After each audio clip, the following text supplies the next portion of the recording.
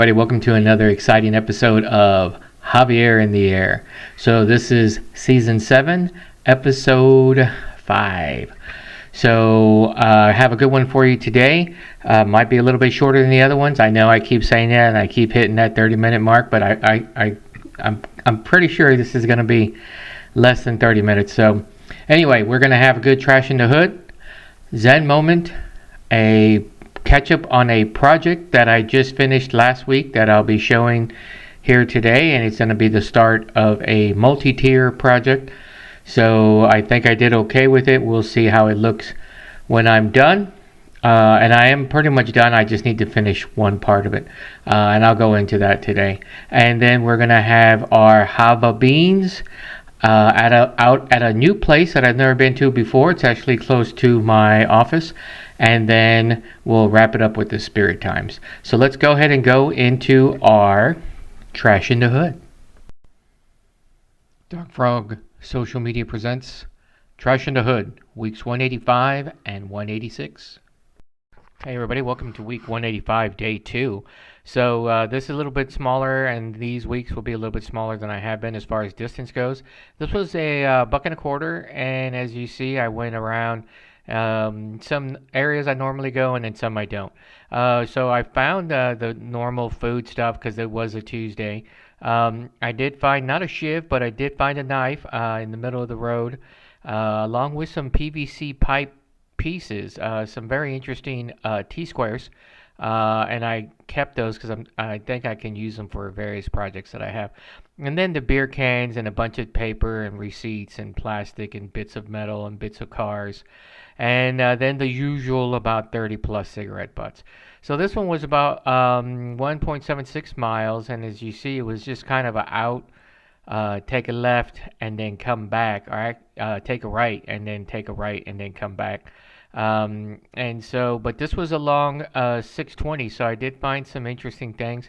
A bunch of bags, a bunch of latex gloves for some reason.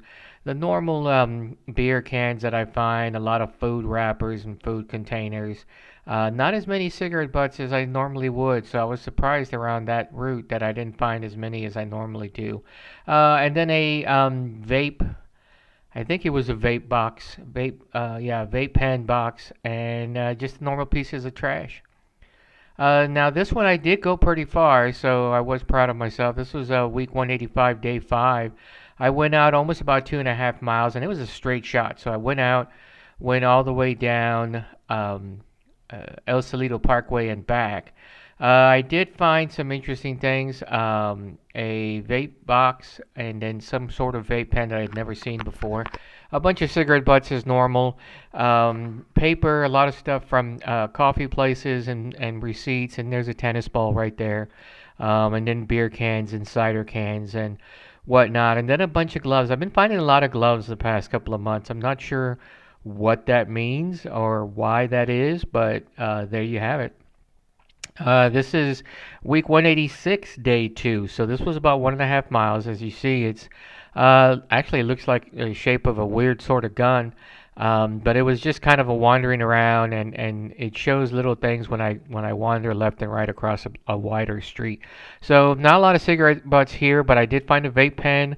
A lot of food containers. You see underneath there's a food container that's full of the different bottle caps and beverage cups and beverage containers. A lot of beer cans and cider cans, and then some junk mail that people leave around the boxes.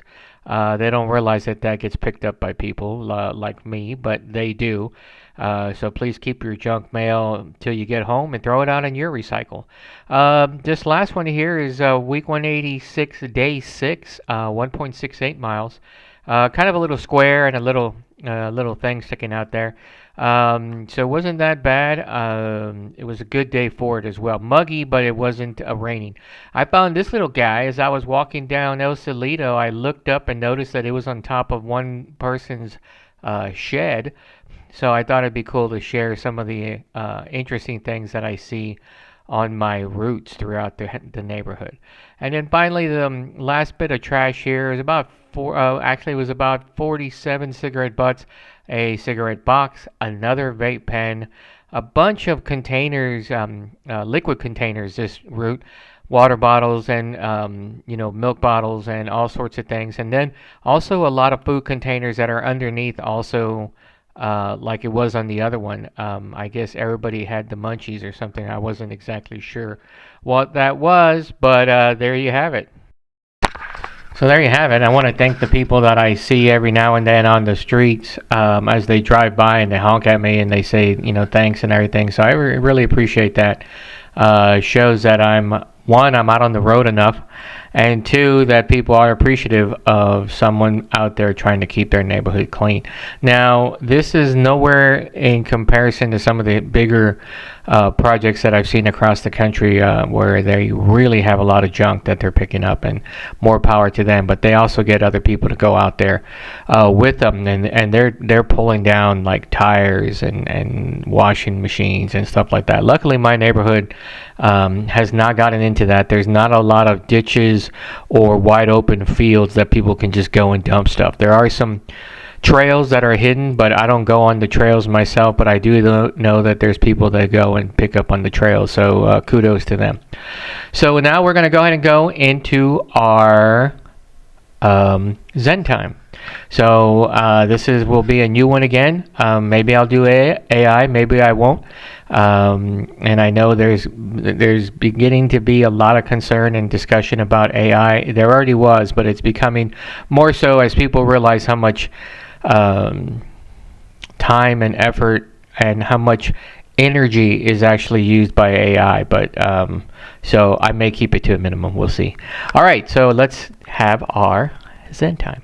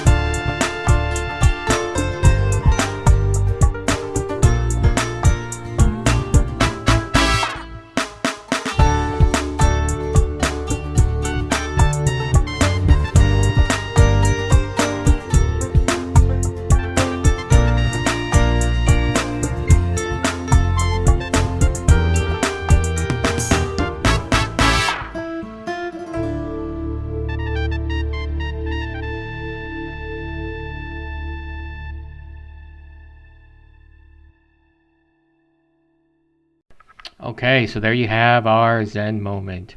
So, and it wasn't AI generated, it was just film stock that I found from a media library of the editing software that I use.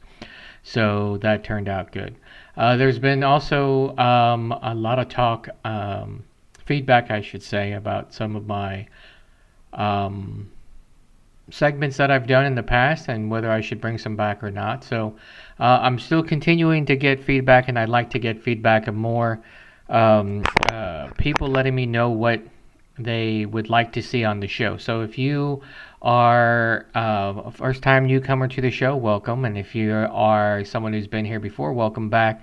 And if either of you would like to let me know you'd like to see something on the show that you've seen before or something new that you'd like to see, just drop me a line. You can get a hold of me just about in any way, shape, or form on social media, and I will certainly put it to the test and see if there's some way I can either get it on the show or if I can bring it back. Had a lot of segments over the past 7 years, so if there's something that's your favorite, just let me know. I know one of my personal favorites is interviewing people, so I'm trying to get more people on the show. If you are interested in being on my show, either as someone who wants to talk about something they're passionate about, or someone who is doing some sort of community outreach, community project in your community or my community, and like to talk a little bit about it, I'm always game for that.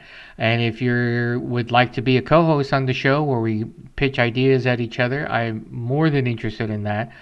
So just let me know. So reach out to me how you know how to get a hold of me, and we can certainly talk about it. Okay, so we've gone through two segments now of the show. It's time of the show to get to our Jav-A Beans. I think I will do Jav-A Beans and then the project. So let's go to our Jav-A Beans.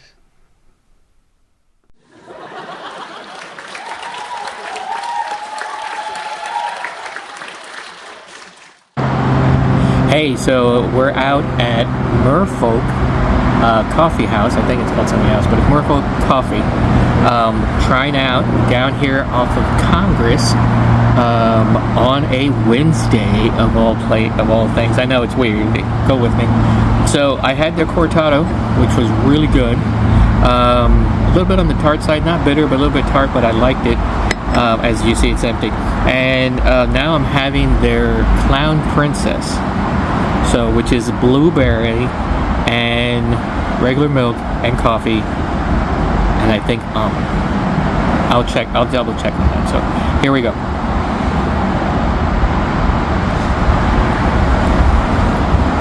All I can taste is the blueberry. So, if it had almond in it, it's not there. So, actually, but it's not bad for overall. But the fact that it's blueberry. Oh wait. Hold on a second.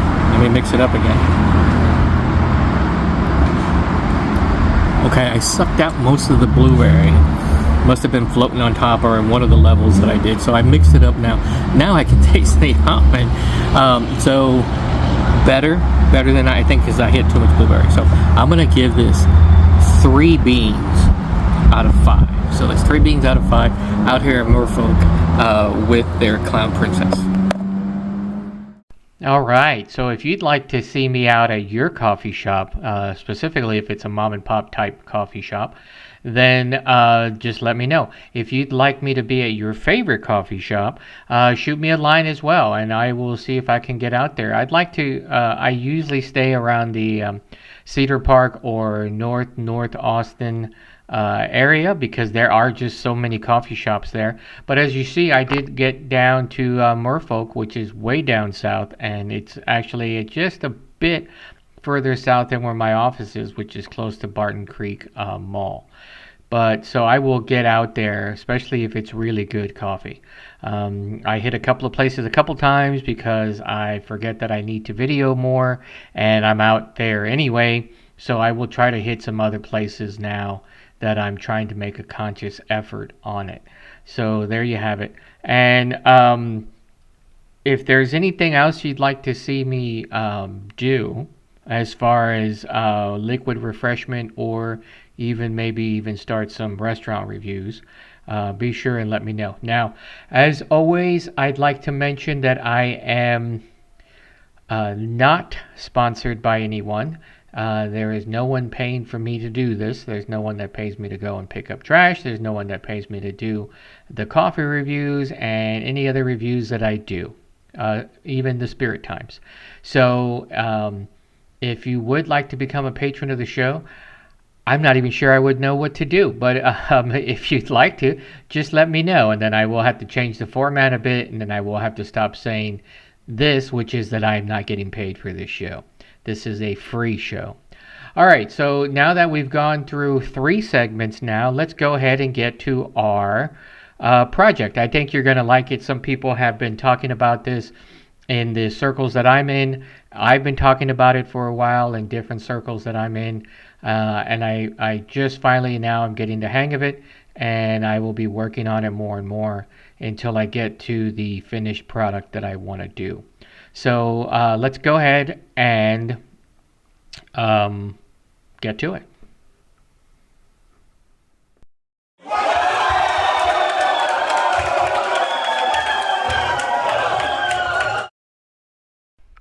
All right, so welcome to the first attempt at me pouring epoxy. So I've been wanting to do a couple of projects with epoxy, so I figured I need to get going and start with it small. So this was a small brick format and template that you see there in the middle of the screen, along with all the components that are necessary for it. There's a 2-parter for the epoxy. There's an A and a B, and then you mix it together, and it does form, they become the solid epoxy that you've seen in other places. So after I got that ready to go, I've been picking up pieces of items around the neighborhood for years, and I've been wanting to put them into bricks that will eventually become into a larger project. And so these are the items that I had picked for today, for that day. Of course, there were some changes that became because of other issues, and we'll talk about that. But if you're going to do something like this, be sure you wash and clean them and actually see if you can get rid of any air pockets. So I poured the first little bit. I wanted to do just a clear top, no color to it, anything like that. And plus, I wanted to get used to pouring epoxy. So I combined the A and the B together. I mixed it together. I let it go about 5 minutes. It You have to be very slow when you mix or keep the spatula in the container the entire time. If you lift out and then bring it back in, it will bring air bubbles down into it. So you want to try to minimize any bubbles, and I think I did a good job. This layer didn't have any bubbles at all. So from here, I went ahead and I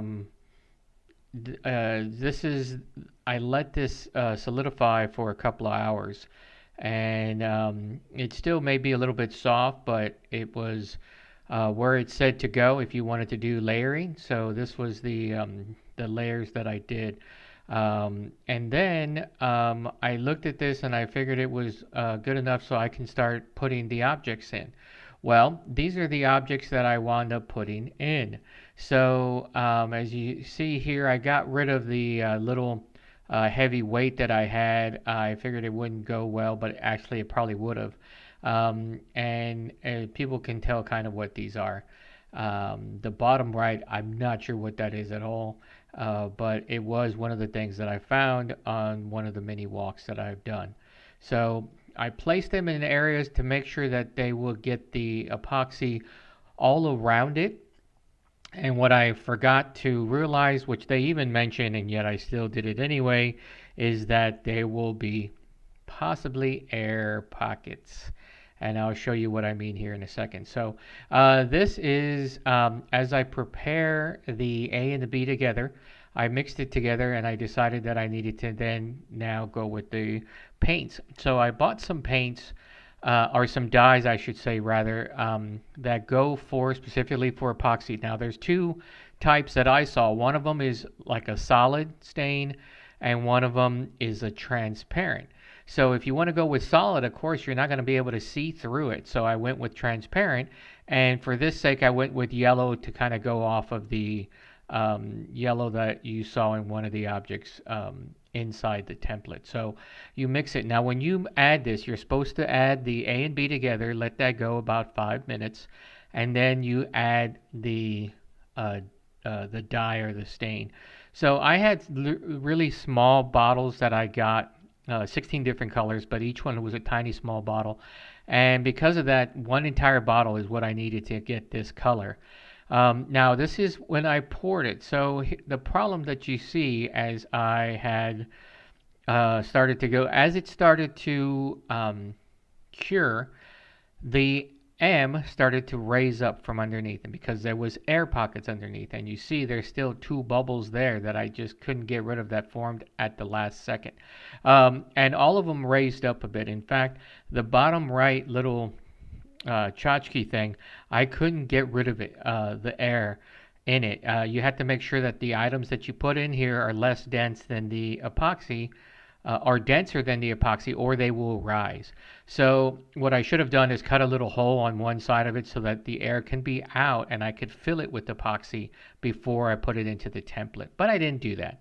So I wind up, here is the one view of the finished product. As you see, even though I thought I got rid of the bubbles, I did not get rid of the bubbles.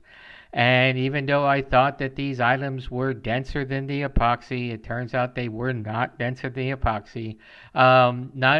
The Pokemon type thing on the left-hand side was, so it stayed relatively towards the bottom where I put it. The M did not. In fact, it turned 180 degrees and popped up. And then the it looks like it was like a bunch of grapes or something like that. It was supposed to be raised up a bit so that it's actually above the epoxy. So now when I actually go to sand these so that they are nice and smooth, the issue will be is that now there's actually a piece of it. You can actually see the M. There's a piece of it actually sticking above the template. So I either have to go back and pour another layer, or I will have to sand out part of that M, which makes me sad, but there you have it. So there was my first attempt at the Epoxy Project, and I will be posting more as I get them done. Hope you enjoyed it. Okay, so there you have it. First of what will hopefully be many epoxy projects, and I think this old bastard's got to go. I think this microphone is done. It's not doing what I need, so I'm gonna have to look for another one. However, until then, so now we have, actually, I think we are going to go ahead and skip the spirit times this time. I apologize for those. Actually, you know what? I think I can squeeze, I think I do have something I can squeeze in. So let's go ahead and do our spirit times.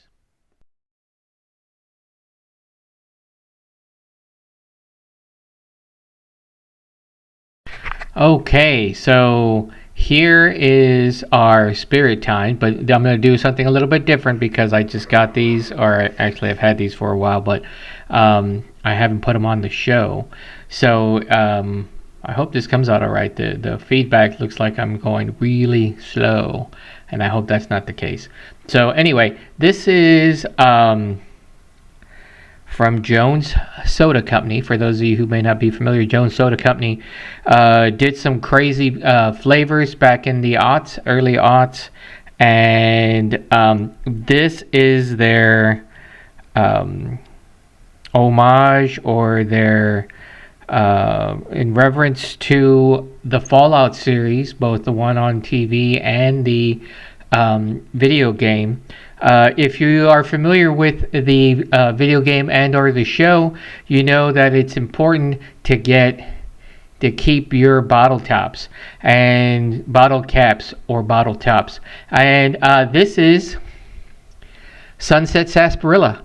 So just like on the show, Sunset Sarsaparilla and Jones Soda decided to do it. They also have some other flavors that are winging my way next week that I might have on the show, but this is one that I really wanted to put on there. So for those of you who may not be familiar with sarsaparilla, it's kind of an Old West term that you would use on Old West movies, and it really was about a non-alcoholic, something that you could drink. That was, and it's similar to root beer.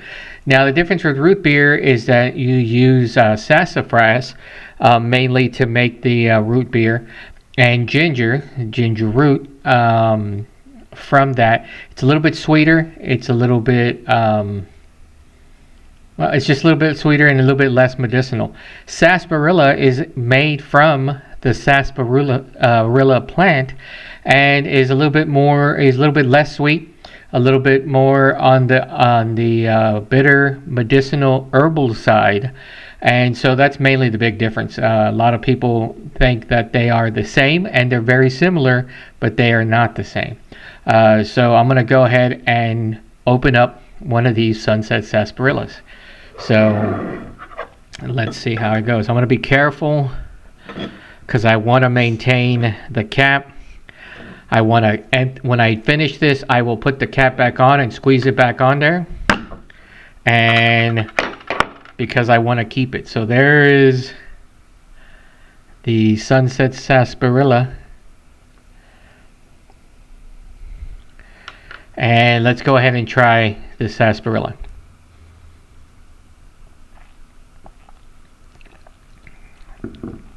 Wow, it is really, really close to root beer. In fact, if you are unfamiliar with root beer and you're unfamiliar with the sarsaparilla, I would not be surprised if you thought these tasted the same. But there is a slight difference to it. Like they said, it's a little bit less sweet. I don't know if it would be. I would consider it medicinal, but maybe somebody might. or herbal, but it is a little different. I do like it though because I do love root beer. So sarsaparilla is right up there with it. I think it's really good. Um, Something that you could actually have as a root beer float. You can have a sarsaparilla float instead. And I think it would go well with a regular vanilla ice cream or a French vanilla ice cream. I don't know if it will go very well with any other flavor of ice cream. So, but what is your favorite flavor of ice cream to have for a root beer float? And also, what is your favorite root beer and/or sarsaparilla? Let me know in the comments. So, all right. So there you have it. It's not an alcoholic drink, so it won't get any thumbs up, but I do highly recommend that you try either from Jones Soda the sarsaparilla, or just go out and get a sarsaparilla wherever you can. If you can find an old soda shop that's still alive, which you won't be able to. So there you have it, sarsaparilla from Jones Soda. All right, everybody. So that's it for the show this week. I will be on again in 2 weeks. If you have anything you'd like to see or you'd like to be on the show, please let me know, and I will do my best to get it on there. So in the meantime, stay warm, stay cold, stay warm, stay cold, depending on what hour it is here in this part of Texas. And if you are up north, stay warm, and if you are down south, stay cold. All right, everyone. Have a good one, and I will see you again in 2 weeks.